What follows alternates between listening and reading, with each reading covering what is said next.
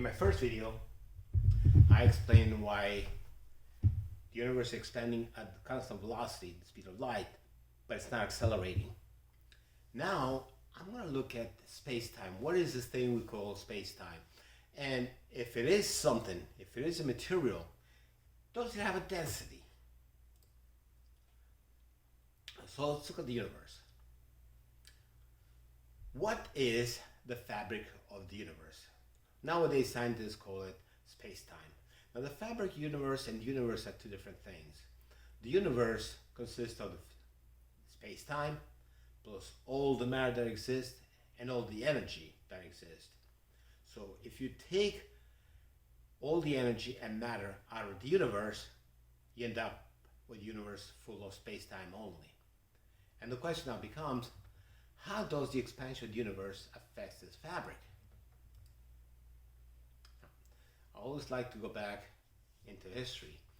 And the ancient Greeks believed that matter was made up of four elements: earth, wind, and fire. Earth, wind, fire, and water. Which basically meant they believed that things were either solid, liquid, or gas, or they were energy. But when they looked at the sky and they saw stars and the moon and the sun, they couldn't tell if it was solid, liquid, or gas. So they assumed there was a fifth essence, a quintessence. Now, Newton looked up at the sky and he saw these heavenly bodies. And to him, the fact that he could see them, it meant the universe was empty. Not only that, but if he could see stars, it meant that light was some kind of particle that came out of those stars and went into his eyes. But at the same time, there was the idea that maybe light was some kind of wave. And the two ideas were battling it out until Thomas Young, did an experiment to prove that light was actually a wave. And eventually it was agreed that light was a wave.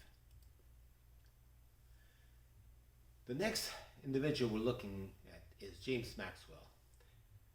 And he did some fantastic work with magnetic and electric field. And in the course of his work, he came across two terms.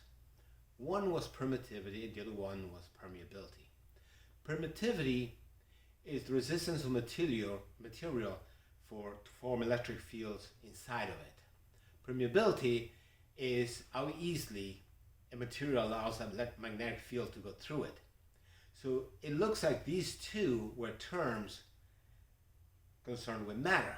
It turns out that space itself has permittivity and permeability. When he looked at how this magnetic and electric field traveled through the universe, he came to realize that they were basically a wave, electromagnetic wave, traveling at the speed of light, 3 times 10 to the 8 meters per second. But to Maxwell, waves were mechanical waves. They needed a medium. And if there had to be a medium, he proposed the idea that maybe there is an ether, a material, a fifth essence that permeates space. Well, once a scientist predict something, other scientists are charged with either proving or disproving that the idea is correct. So Michael and Maury accepted the idea of an ether, and they did an experiment to prove that the Earth was going through the ether. And they wanted to know how fast is the Earth going through space, through this ether. Well, great as the experiment was, the interferometer, they could not get results for it. They could not find how fast the Earth was moving through the ether. And this is where Einstein comes up. And he developed relativity, assuming that space was empty. Basically went back to Newtonian idea of space being empty. The problem becomes that once you look at the theory of relativity, you realize that matter tells space-time how to bend, and space-time tells mass how to move. But what's the connection between space-time and mass? How does space-time know there's mass there? And how does space-time, if it's nothing, if it's empty, how does space-time bend? So basically, what is this fabric of space-time composed of? Well, it could be nothing. There is no such thing as space-time. Or it could be a fluid material. But of course it's not the ether, because as understood back then, there was no ether. To Einstein, it was a combination of space and time. It was not three dimensions, up and down, sideways, and back and front, but it was space and time being four dimensions lumped together. And by the time Einstein was developing the theory of relativity, a new branch of physics came up called quantum mechanics. And in quantum mechanics, space is just a bunch of fields, and each field is related to a particle or an electromagnetic wave. So what are properties of this fabric? Well, it has no property, except it does expand. It seems to offer resistance to electric and magnetic fields, but apparently not to planets and stars moving through it. In relativity, space-time undulates, it can be bent, it can be deformed, the deformation can be permanent, as if it was a solid.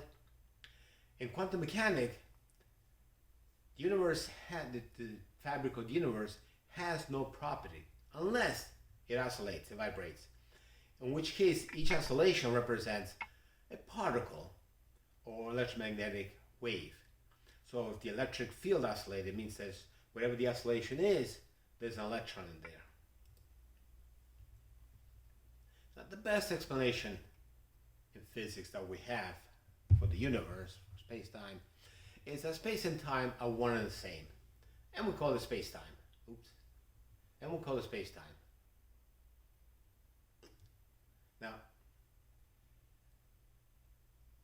matter can bend space and slow down time, and we call this bending gravity.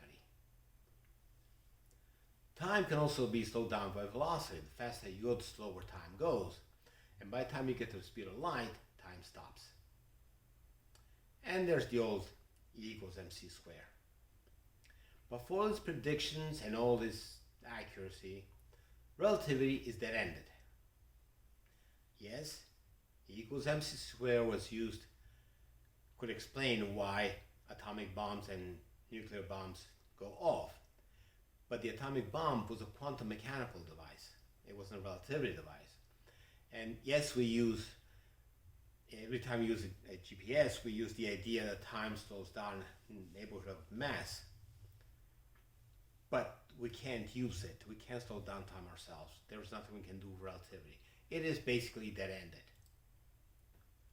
Now, science progresses in a particular fashion. Basically, what happens is scientists notice a pattern or an oddity. For example, the planets going around the Earth. It didn't seem right. Or the ether. The Earth going through the ether. Didn't seem to be true. So once these pattern aberrations are noticed, new assumptions, new concepts are developed to explain this. So basically, instead of using the Earth as the sun, as the center of the universe, we use the sun. Or instead of using the ether, we come up with relativity. Of course, the new concept must conform to known laws. Relativity did not supersede Newton's law. It must explain, the new concept must explain discrepancies. For example, Mercury tends to precess around the sun, and Newtonian mechanics could not account for it. Well, apparently Einstein was able to account for this. And the new idea must make predictions, which are or may be verifiable. For example, Einstein predicted that light bends in the vicinity of large mass. It could not be tested at his time, but eventually it was proven that light does bend around massive objects. So I'm going to propose an oddity now. At 10 to minus 43 seconds of the Big Bang, which is basically Planck time, the universe had the highest density and temperature possible. Scientists believe that the density of the universe during the Big Bang was 10 to the 90 kilograms to cubic centimeters, even though there was no matter back then. And the temperature was 20 to 32 degrees Kelvin. Well, since then, the temperature of the universe dropped to 2.73 degrees Kelvin. But what happened to the space-time density, considering that the universe has been expanding for 13 point something billion years ago? Well, classically, density is defined as mass or volume. This is high school definition. But objects can have optical density. In electricity, there's a term called charge density. In astronomy, we have stellar density. So basically, density is a term that can cover a number of situations. So I'm defining the density of space-time as the number of particles in a given volume. Not matter, not electrons and subatomic particles, some kind of particle. So a mole of gas at standard temperature and pressure in a 22.4 liter container will have a certain density. If you increase the amount of gas in the container, the density rises. If you subtract gas, density decreases. That's just density. If you want to know exactly what the density is, you need to tell me what the gas is. If you put a value, you want to know a value of density, you need to tell me what the gas is. Well, if you go to the sun's core, you have very high density. It's 150 grams per cubic centimeters. If you go to a neutron star, its core is a density of 10 to the 15 grams per cubic centimeters. If you go to a black hole, in which case there is no matter in there, the density varies. It can be as high as a neutron's core, or could be air density. It all depending on the size of it. So, by density of spacetime, I'm assuming spacetime devoid of any matter. I'm taking spacetime in the middle of a cosmic void with no matter in it. Now, to try to explain this, I have to make some assumptions. No different from Einstein. He used some assumptions. In other words, to develop relativity, Einstein relied on the idea that all frame of reference are equal. The speed of light is the same regardless of frame of reference. Gravity and acceleration are identical. So to go further, to go on, I need to make some assumptions. And these assumptions are not supported by physics right now. Assumption number one is that space-time is pixelated. It's made up of particles, or maybe strings. And it maintains a constant density regardless of the expansion of the universe. Of course, that's the overall density. In and around matter, around a planet or star, the density of space is higher, depending on how much mass you have in that object, but the density decreases depending on the distance from the center of the object, in 1 over r squared. To maintain this density while expanding, the universe must create some kind of particles, and these particles can only have few, if any, properties. They are kind of neutrino. They must interact with electromagnetic fields and must clump around matter.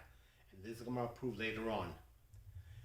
They may be the hypothetical WIMPs, axions, space-time particle, dark matter particle, sterile neutrino, and so forth. I like the idea of axions. That's what I'm going to call them from now on. Now, axions, because I've required the universe to keep the same density, axions and the density must have existed at the universe's origin. So let's take a look at the Big Bang, considering if we want to use these particles. The dogma, how the universe got started, is that if you go, the universe is expanding, and if you go backwards, you can go back as far as you want to. You don't have to go to the end. But if you decide to go to the end, you come up with a singularity at the Big Bang. That creates a problem. Singularities are not allowed in science. And the other problem that comes up now, that singularity must have very, very quickly inflated. So we came up with the idea of inflation to explain the singularity. And during this inflation period, matter and forces were created. And then inflation stopped. Now there's a problem with this, several problems with this. This idea assumes that time was created at the Big Bang, because there's a Big Bang and then there was inflation. So time was created at the Big Bang. And nowhere is it, as far as I know, there's nowhere an explanation for why inflation ended. For that matter, why didn't the matter production continue until the entire universe was filled with matter? These are not explained. So now, here's my perspective on this thing here. The universe expanded instantly, not a Planck time. It was instantly, from a point to a hot and dense sphere. There may not have been a need to go that far back.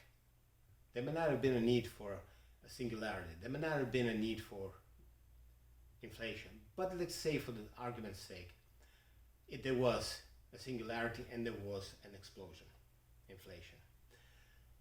When the expansion reached the speed of light, the temperature and density of the universe underwent a phase change, no different from the phase change of water taking heat from whatever source and changing to steam. In other words, there was sudden change, phase change, that tied space, the density of space, and whatever energy was at the time, it tied them together. And that's how subatomic particles were formed. And this is when the particles, fermions and bosons, and later on, this is when they were formed, the first second of the universe's existence. Now, this phase change dropped the density and temperature of space below the creation point of matter. In other words, the density of space dropped so much, and the amount of heat, energy, dropped so much that there wasn't enough to create any more matter. So this is what stopped the creation of matter. It also set the current universe density to what it is now.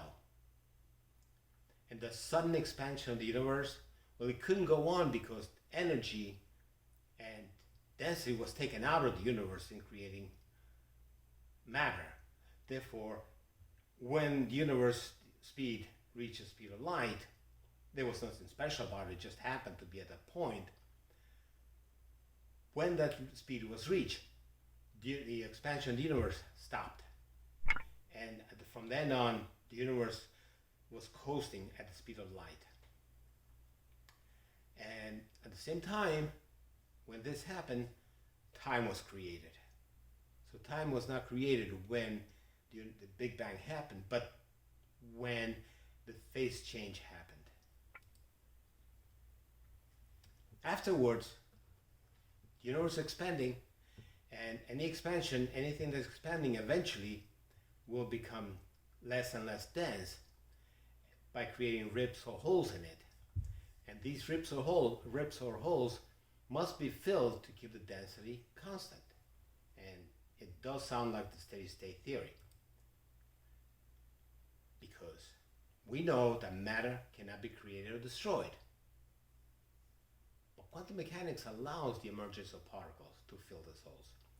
You see, there is energy in space, in the universe itself, in the fabric of the universe itself. It's called zero-point energy. And we can draw from this energy to create whatever we want. The only problem is, the amount of time that you can draw it out before you have to return it to it. So if you need a large amount of energy to create a large particle, you can borrow from the universe, but only for a very short amount of time, because Planck's constant is a very small number. So this process can create axions, but it doesn't just create axions, it creates moments of time. I'm going to explain this later. So basically, the energy of the universe itself that was within the Big Bang and is still here, the energy can create matter, but it also creates space-time. So matter, the whole universe, basically the energy that was originally at the Big Bang. Now, as the universe density changed, well, the James Webb telescope can see galaxies that existed less than 250 million years after the Big Bang. We can actually see back in time. And if we do look at these galaxies and at the light from there, we notice that it's identical to today's galaxies and today's light, meaning that the density of space, of the universe, hasn't changed since the beginning of the universe, or at least since 250 million years from the Big Bang. My next presentation will expand on how this density affects the universe.